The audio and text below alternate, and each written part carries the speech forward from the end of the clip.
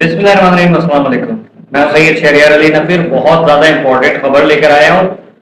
ایران نے اس وقت جو حرکت کی ہے نا، کہ مطلب جو بیان آیا ہے، آپ کو پتہ ہے کہ مسلسل امریکہ کی طرف سے، اسرائیل کی طرف سے ایران کے ساتھ ہرزہ سرائی ہو رہی ہے۔ اس کو مسلسل ہراس بھی کیا جا رہا ہے، ظلم الگ کیا جا رہا ہے، جبر الگ کیا جا رہا ہے، اور اس کے حقوق مارے جا رہے ہیں۔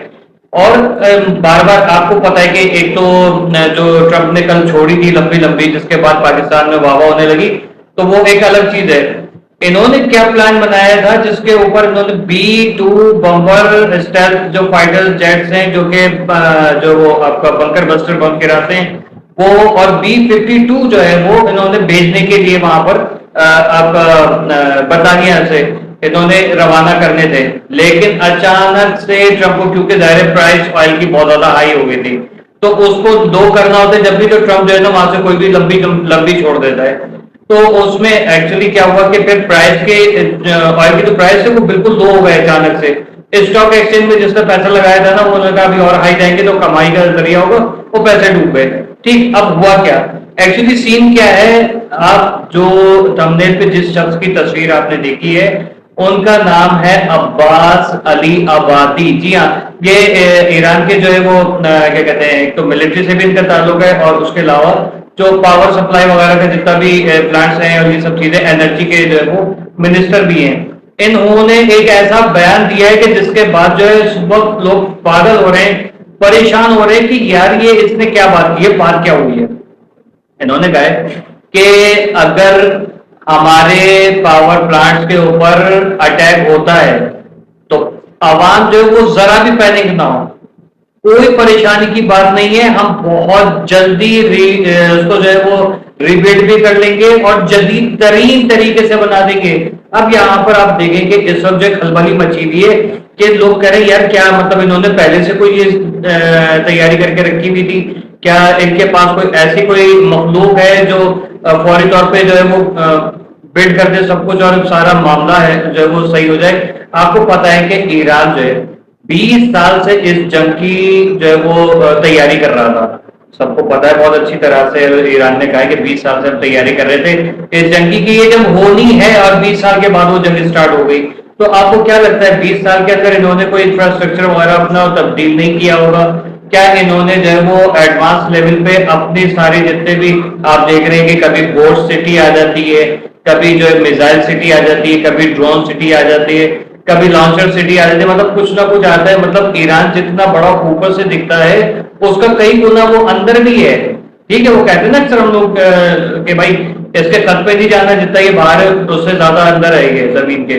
تو وہ ایران نے کچھ ایسا سسٹم کر کے رکھا ہے۔ ویسا کیا ہو سکتا ہے؟ ہو سکتا ہے ایران نے پہلے ہی سے یہ سارے پاور انرجی پلانٹ وغیرہ پہلے سے تیار کر کے رکھے ہو سکتا ہے انڈر گراؤنڈ ان کا کوئی پانی کا بھی سیٹلمنٹ وغیرہ ہوا ہو، ہر چیز ہو سکتا ہے۔ عوام بس اوپر ہے لیکن نیچے جو ساری فیسلٹیز ہیں جو ایران کی بقا جو ہے اس میں وہ یقیناً جو ہے وہ کارآمد ہوں گی۔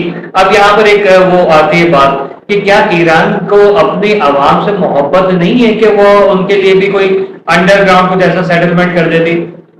آپ کو کیا لگتا ہے کہ ایران کے پاس یا عوام کے پاس یہ سوالات نہیں ہوں گے؟ ان کو اس کا جواب پہلے سے ہی پتا ہوگا کہ بھائی اگر ہم سارے پورا ایران انڈر گراؤنڈ چلا گیا تو اوپر سے کہیں سے بھی جو ہے امریکہ یا اسرائیل جو ہے وہ بنکر بسٹر بم وغیرہ پھینکنے شروع کر دیں گے۔ اور ظاہر ہے کہ وہ کھلے آسمان کے نیچے ہونا ایک اور بات ہوتی ہے، کھلی فضا میں ہونا اور بات ہوتی ہے، اور انڈر گراؤنڈ ہونا ایک الگ بات ہوتی ہے۔ اگر خدا نخواستہ ایک پوائنٹ بھی جو ہے وہ دب گیا یا کئی پوائنٹس دب گئے تو اس میں کتنی ساری عوام دم گھٹنے سے مر سکتی ہے۔ اور ہو سکتا ہے کہ کوئی انڈر گراؤنڈ کوئی، آپ کو پتا ہے کہ لوگ ہوتے ہیں کچھ اسموکنگ وغیرہ کر رہے ہیں یا گھر کے چولہے وغیرہ جلا رہے ہیں انڈر گراؤنڈ جو ہے وہ کھانے پکانے وغیرہ، ٹھیک ہے، تو یہ سب چیزیں ہو سکتی ہے۔ تو اس سچویشن میں کوئی خدا نہ خاصہ کہیں سے گیس لیکیج ہو گئی، کوئی تابکاری عناصر وغیرہ ہوئے، دھماکہ ہو گیا، تو سارے کی کرائے پہ پانی پڑ جائے گا۔ اس لیے ایران نے انڈر گراؤنڈ پبلک کو نہیں بچایا، چاہتا تو وہ بچا سکتا ہے، لیکن ابھی اس کے لیے اب ظاہر ہے کہ اگر یہ کام سٹارٹ نہیں کر دیتا، 20 سال پہلے ایک الگ سٹی بنایا تھا کہ بھائی یہاں پر جو سارے کنٹری کے لوگ جو وہ یہاں پر رہیں، ایک سٹی اوپر، ایک اس کے انڈر گراؤنڈ، اس کے بھی انڈر گراؤنڈ، اس کے بھی انڈر گراؤنڈ، 3 4 تہے 7 تہے بنا کے جو وہ اپنی سٹی بلڈ کر دیتے وہاں پر۔ لیکن جو ہے ظاہر ہے کہ جس کو موت آنی جس وقت آنی ہے تو وہ تو آ کے رہے گی، وہ ایک الگ چیز ہے۔ آپ دیکھیں اس کی مثال یہاں سے لے لیجیے کہ ایران نے آج تک اپنی سیکیورٹی، اپنے علماء کرام، اپنے لیڈرات کی سیکیورٹی کے اوپر کوئی کمپرومائز، مطلب انہوں نے جو ہے نا وہ اس طریقے سے نہیں کیا کہ مطلب ہم تو اس کو الگ کسی سیف پوائنٹ پہ رکھیں کہ انڈر گراؤنڈ ان کو کر دیں یا کچھ کر دیں، نہیں، وہ کھلے آپ گھومتے رہے۔ آپ عباس عراقچی کو دیکھ لیجیے، آپ جو وہ مسعود پزشکیان کو دیکھ لیجیے، آپ جو ابھی علی لاریجانی جو ہے شہید ہوئے ان کو دیکھ لیجیے۔ اس طریقے سے سارے جتنے بھی ان کے جو کیا کہتے ہیں سائنٹسٹ تھے، ان کے کمانڈرز تھے، سارے ایسی عام کوئی فلیٹ میں رہ رہا ہے، دوسرے تیسرے فلور کے اوپر کوئی کرائے کے مکان میں رہ رہا ہے، یہاں تک کہ آیت اللہ علی خامنہئی خود کرائے کے مکان میں رہ رہے تھے۔ آپ یہ دیکھ لیجیے کس قدر سادگی پسند وہ قوم ہے۔ مسئلہ کیا ہے؟ ایران جو ہے وہ بیسکلی اسلام کی بقا کی جنگ لڑ رہا ہے، وہ اپنی بقا کی جنگ نہیں لڑ رہا۔ یہ دوسری کربلا چل رہی ہے اس وقت، یہ دوسری کربلا چل رہی ہے۔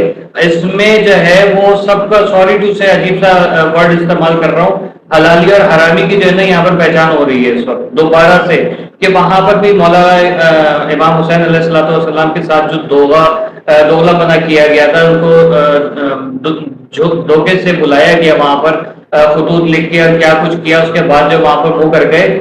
اور اسی طریقے سے یہاں پر بھی ہوا کہ آیت اللہ علی خامنہئی ہوں یا ان کے جتنے بھی ساتھی شہید ہوئے، ٹرمپ نے اور عرب کنٹریز نے جو ہے وہ دھوکے سے بلایا وہاں پر، اور بلا کے یہاں پر جو ہے وہ ان کے پیاروں کو شہید کروا دیا۔